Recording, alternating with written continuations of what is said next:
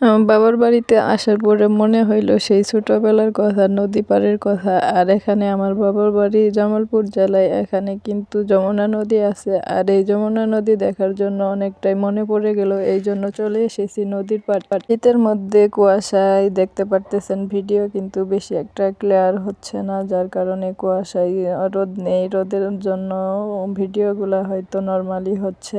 আর এই জন্য আপনাদের মাঝে দেখাইতে পারতেছি, এগুলা কিন্তু যমুনা নদীর পাড়। আর এই নদীর পাড়ের জীবনযাত্রা, মানুষের বসবাস দেখেন কি অবস্থা। সকল মানুষেরই একই রকম চরাঞ্চলের জীবনের মতো, যেখানে দেখলে শুধু মায়া লাগে।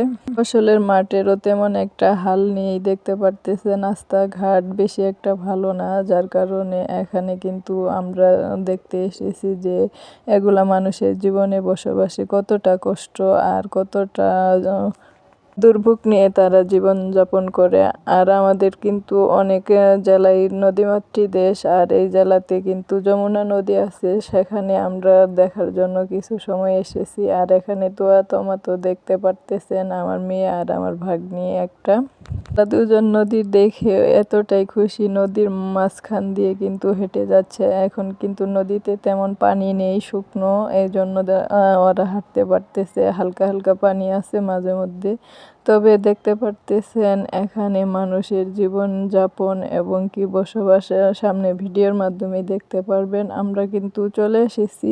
অন্যান্য তুলনায় নদীমাতৃক দেশকে কিন্তু মানুষের বন্যায় এবং কি অনেক সময় শীতে অনেকটা কষ্ট করতে হয়, যেখানে বুঝতে পারতেছেন দেখেন বাড়ি ঘরের আনাগোনা কিন্তু অনেকটাই কম, শুধু কেমন যেন ফাঁকা জায়গা। আর এখানে কিন্তু মানুষের বসবাস এই জন্য কষ্ট, শীতের সময় বাতাসটা খুব দ্রুত বেশি লাগে এবং কি জেলেরা এবং অনেক কিছুই নদীমাতৃক মধ্যে যখন তারা জীবিকা নির্বাহের জন্য অনেকটা শ্রম দিয়ে যায়, তখন কিন্তু তাদের অনেকটাই শীতে কষ্ট করতে হয়।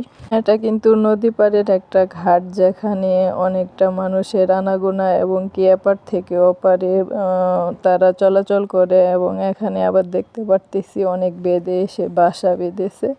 এই জন্য আজকের ভিডিওর মাধ্যমে একটু বেদেদের জীবনটাও দেখতে পারলেন আপনারা, এবং কি নদী পাড়ে মানুষেরা যেভাবে বসবাস করে, এবং তারা চাইলে হয়তো বড় বড় গাড়ি দিয়েও চলাচল করতে পারে না, এইভাবে বোট দিয়ে তারা পারাপারের ব্যবস্থা করা হয়। এবং এটি তাদের অনেকটা কেনা বেচার জন্য সময় থাকে, এবং এখানে অনেক কিছু বিক্রি করে তারা এসে এখান থেকে কিনে আবার ওপারে যায় জীবিকা নির্বাহ করে, এবং তাদের যেখানে স্থান এবং কি বসবাসের জায়গা, সেখানে তারা আবার দিন শেষে পৌঁছে যায়। আজকের দিনের ওয়েদারটা তেমন একটা ভালো না, দেখতে পারতেছেন শীতের সময় সব সময় কুয়াশায় ঢাকা বেশি সময় থাকে।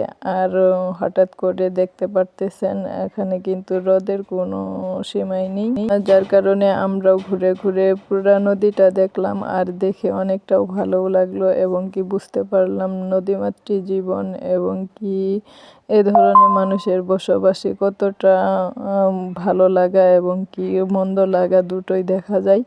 আর এ ধরনের বসবাসে অনেকের জন্য কষ্টকর হলেও তাদের মাতৃত্বর টান অনেকটাই সবচাইতে বেশি। এই জন্য তারা যেখানে যেভাবে থাকুক না কেন, মাতৃত্ব টানে তারা এইভাবেই চলাচল করে এবং কি তাদের প্রিয়জনের পাশে থাকার জন্য চেষ্টা করে যায়।